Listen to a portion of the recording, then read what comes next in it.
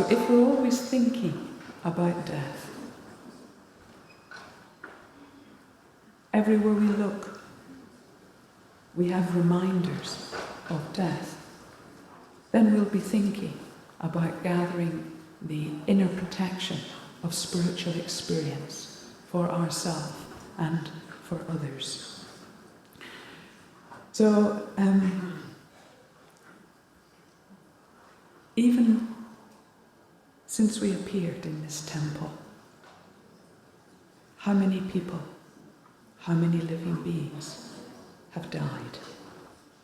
While we've been sitting here, engaging in prayers, how many people, how many living beings have been killed? How many have died? Do we think about them? Since we arrived at the festival, how many living beings have died?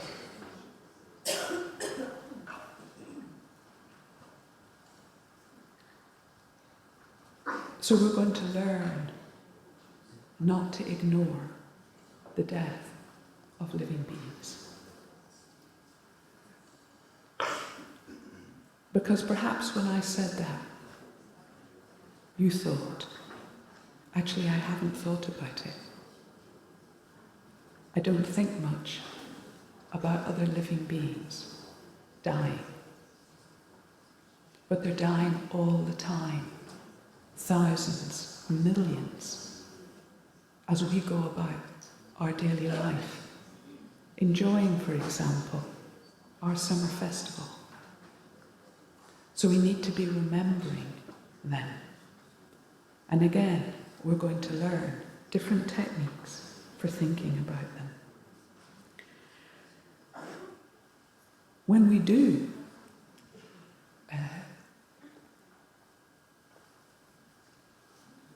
when we are deeply affected by death, it's normally because someone in the very heart of our karmic circle, our family, our friend, our child, our parent, has died.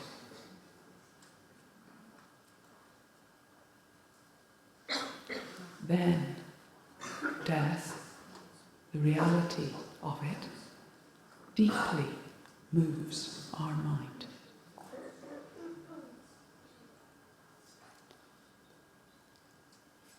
So I imagine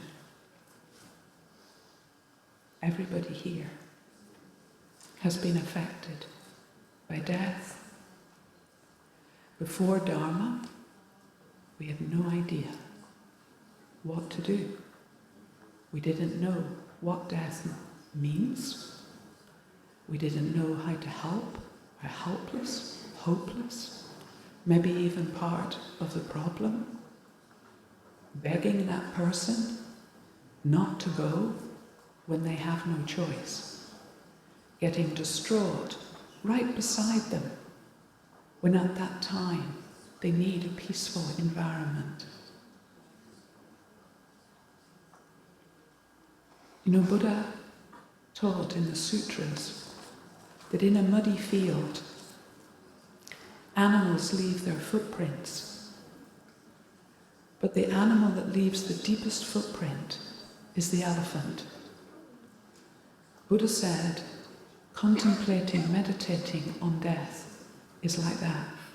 It leaves the deepest imprint, the biggest effect on our mind. And I would say that when someone close to you dies, you've no choice but to think about it. It's like, even before we met Dharma, we're pushed by that tragedy, that reality, that vacuity, that absence that is our only company. Our companion is the absence of that person that we love. And questions come without choice. What does death mean? Why did they die? Where have they gone? And what does that mean for me, who's still living? All these questions naturally come.